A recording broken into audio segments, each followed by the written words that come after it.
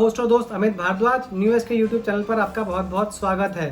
दोस्तों, महाराष्ट्र में हो गया है खेल और विपक्ष हो गया पूरी तरह से फेल। महाराष्ट्र में महाविकास आघाड़ी का फट गया है ढोल और अजीत पवार को मिल गया है डिप्टी सीएम का रोल। महाराष्ट्र में मोदी, शाह और फडणवीस का चल गया है वशीकरण और महाविकास आघाड़ी का बिगड़ गया है समीकरण। जी हाँ दोस्तों, महाराष्ट्र से एक बहुत बड़ी न्यूज आ रही है। वहां पर एक बहुत बड़ा बम विस्फोट हुआ है। वहां की राजनीति में एक बहुत बड़ा विस्फोट हुआ है। अजीत पवार अपने चाचा से बगावत करके शिंदे और फडणवीस की सरकार में शामिल हो गए हैं। ऐसा कहा जा रहा है कि उनके पास तकरीबन 40 एमएलए का सपोर्ट है। यही नहीं दोस्तों, अजीत पवार बिल्कुल शिंदे की तरह एनसीपी पर अपना दावा ठोकेंगे। जिस प्रकार शिंदे ने असली शिवसेना होने का दावा किया था और असली शिवसेना का तमगा भी हासिल किया था, ठीक उसी प्रकार अब अजीत पवार भी असली एनसीपी होने का दावा ठोकेंगे और उसका रिजल्ट क्या निकलता है वो हमें आगे आने वाले 1 से 2 महीने में पता चल जाएगा। दोस्तों, अजीत पवार का जो इस बार का विद्रोह है ना, वो 2019 के विद्रोह से बिल्कुल अलग है। उसका सबसे बड़ा रीजन ये है कि पिछली बार उनको ये विद्रोह करने के लिए खुद शरद पवार ने कहा था। जी हाँ दोस्तों, अब तो खबरें छन छन के आ ही रही हैं कि उनको ये विद्रोह करने के लिए शरद पवार ने ही कहा था। दरअसल दोस्तों, उस वक्त राष्ट्रपति शासन लगा हुआ था और विधानसभा भंग होने की कगार पर थी, पर शरद पवार नहीं चाहते थे कि विधानसभा भंग हो। वो कुछ ना कुछ करके जोड़ तोड़ से सरकार बनाना चाहते थे। इसीलिए उन्होंने खुद अजीत पवार को फडणवीस के पास भेजा और फडणवीस की और अजीत पवार की सरकार बनवाई। अजीत पवार के पास पर्याप्त समर्थन ना होने की वजह से ये सरकार लगभग 80 घंटों में ही चली गई थी। इससे दोस्तों शरद पवार को 2 फायदे हुए। एक तो विधानसभा भंग होने से बच गई, दूसरा उन्होंने शिवसेना को ये चेता दिया कि अगर आप हमारे साथ नहीं आओगे तो हम बीजेपी के साथ मिलकर भी सरकार बना सकते हैं।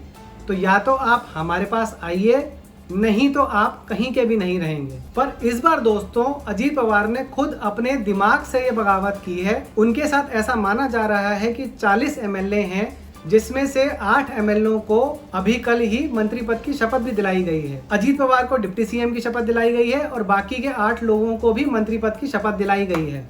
जो 8 विधायक अजीत पवार के साथ इस बार आए हैं, उनमें दोस्तों 2 नाम बहुत ही चौंकाने वाले हैं। पहला नाम है दोस्तों छगन भुजबल का। 1985 से छगन भुजबल राजनीति कर रहे हैं। दोस्तों, छगन भुजबल मझगांव से चुने जाने वाले शिवसेना के पहले विधायकों में से एक हैं। 1991 में उन्होंने उसके बाद कांग्रेस ज्वाइन की और जब शरद पवार ने कांग्रेस तोड़कर अपनी एनसीपी पार्टी बनाई तो छगन भुजबल उनके साथ चले गए। तो ये छगन भुजबल जो हैं वो एनसीपी के फाउंडर मेंबर्स में से एक हैं। ये एनसीपी के संकट मोचक माने जाते हैं। जब जब भी कोई परेशानी खड़ी होती है तो ये बिल्कुल हनुमान जी की तरह खड़े होकर एनसीपी का साथ देते हैं, शरद पवार का साथ देते हैं।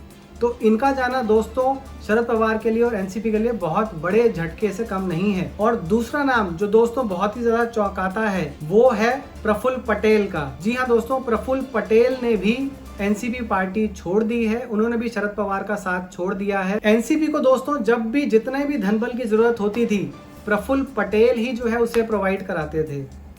वो हमेशा एक कॉर्पोरेट स्टाइल के नेता रहे हैं। कॉर्पोरेट घरानों से उनके हमेशा अच्छे संबंध रहे हैं। तो जब भी पैसों को लेकर एनसीपी कभी मुसीबत में होती थी तो सबसे पहले प्रफुल्ल पटेल ही आगे आते थे और उनकी ये समस्या हल करते थे। अभी 2 महीने पहले ही दोस्तों जब पवार ने रोटी पलटने की बात कहकर अध्यक्ष पद से इस्तीफा दिया था तो प्रफुल्ल पटेल उन लोगों में सबसे प्रमुख थे जिन्होंने उनको अध्यक्ष पद ना छोड़ने के लिए कहा था।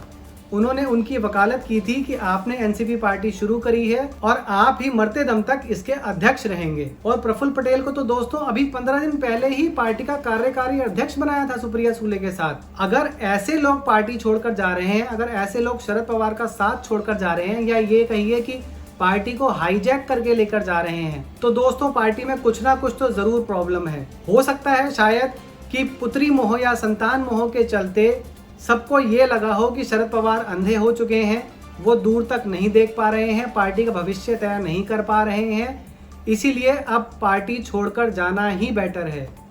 उन्हें शायद अब इस पार्टी में अपना भविष्य नजर नहीं आ रहा था, इसीलिए उन्होंने पार्टी से अलग होने का निर्णय किया है। कुछ लोग दोस्तों ये कह रहे हैं कि शरद पवार ने ही इनको बीजेपी के पास भेजा है कि वहां जाकर सरकार में शामिल हो जाइए और अपने ऊपर जितने भी केसेस लगे हैं वो वापस करवा लीजिए और फिर दोबारा आकर हमारी पार्टी में शामिल हो जाइएगा। पर दोस्तों, अगर इस तरीके से केसेस बंद हो सकते हैं तो धोखा देने पर ऐसे ही केसेस दोबारा खुल भी सकते हैं।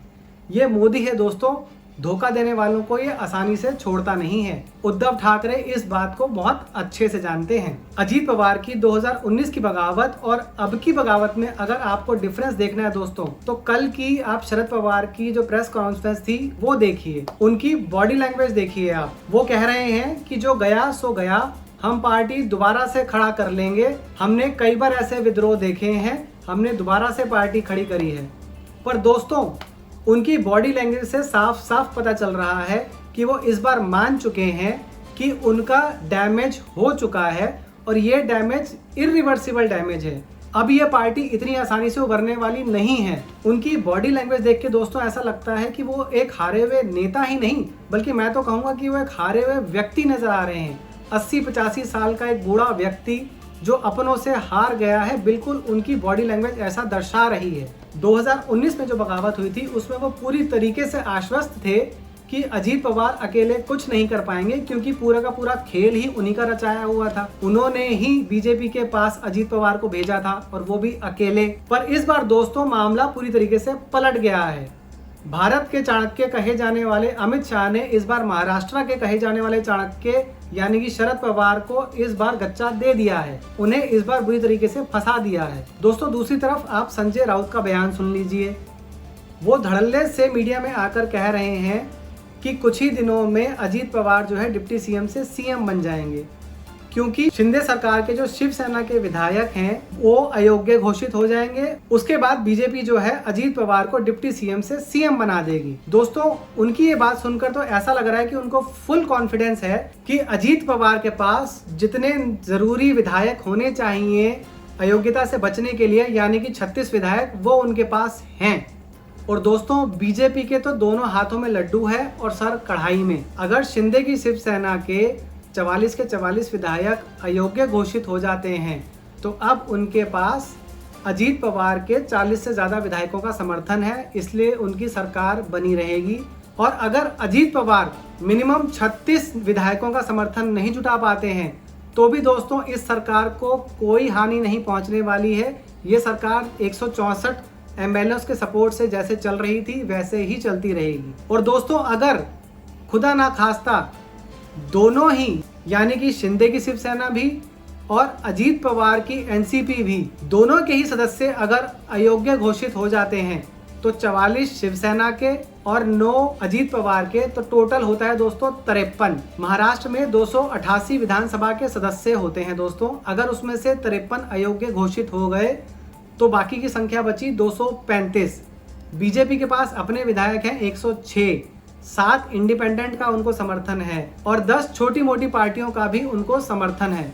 तो दोस्तों ये टोटल जाके बैठता है 123। 235 में से आधे विधायकों का समर्थन उनको चाहिए, यानी कि वो होता है 118। तो 123 नंबर जो है दोस्तों 118 से बड़ा है। तो बीजेपी अकेले अपने दम पे इंडिपेंडेंट्स और छोटी मोटी पार्टियों से एमएलए लेके अपनी सरकार आराम से तब भी बना लेगी। दोस्तों यहाँ गौर करने वाली बात एक है कि अगर खाली सरकार बनाने के लिए ही अगर एमएलए तोड़ने होते तो बीजेपी कांग्रेस के 44 एमएलए में से 30 एमएलए तोड़ने की जरूरत थी, वो तोड़ लेती। पहले भी ऐसा किया है उसने, एमपी में किया है, कर्नाटका में किया है उसने, वो बहुत आसानी से 30 एमएलए तोड़ सकती थी। पर दोस्तों इस बार बात सरकार बनाने की नहीं थी, इस बार दरअसल बात थी धोखेबाजों का गरूर तोड़ने की। जी हाँ दोस्तों, मोदी और अमित शाह ने गद्दारों को, धोखेबाजों को सबक सिखाना था, उनका गरूर तोड़ना था। चाहे वो गद्दार और धोखेबाज उद्धव ठाकरे हो, चाहे शरद पवार हो, इन दोनों ने ही दोस्तों मोदी को धोखा दिया था। उद्धव ठाकरे ने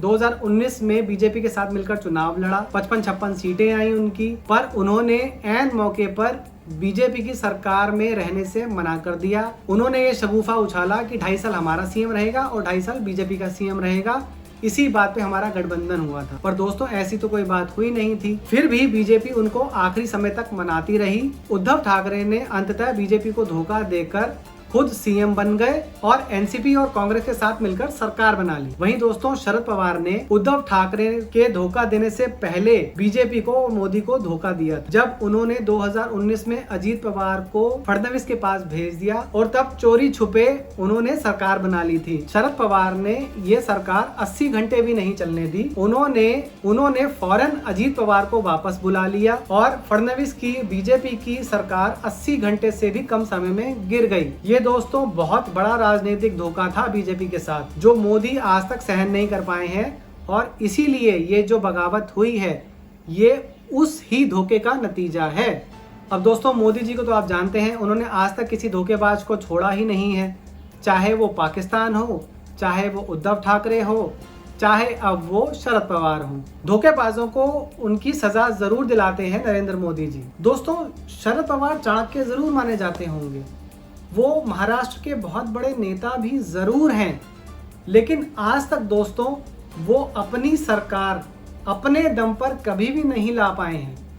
एनसीपी कभी भी इतने वोट या इतनी सीटें नहीं ला पाई है कि वो महाराष्ट्र में अपने दम पर सरकार बना सके। अभी कुछ दिन पहले ही दोस्तों अजीत पवार ने भी इंटरव्यू में यही कहा था, शरद पवार बहुत बड़े नेता हो सकते हैं लेकिन उन्होंने कभी भी अपने दम पर एनसीपी की सरकार नहीं बनवाई है। अच्छा मजे की बात है दोस्तों कि कांग्रेस जो 45 विधायकों के साथ चौथे नंबर की पार्टी थी, अब वो दूसरे नंबर की पार्टी बन गई है, क्योंकि जो दूसरे और तीसरे नंबर की पार्टी थी, दूसरे नंबर पे थी शिवसेना जिसके की 55 विधायक थे और तीसरे नंबर पे थी एनसीपी जिसके की 54 विधायक थे। अब ये दोनों 5वें और 6ठे नंबर के लिए लड़ाई कर रहे हैं, है ना दोस्तों ये मजेदार बात।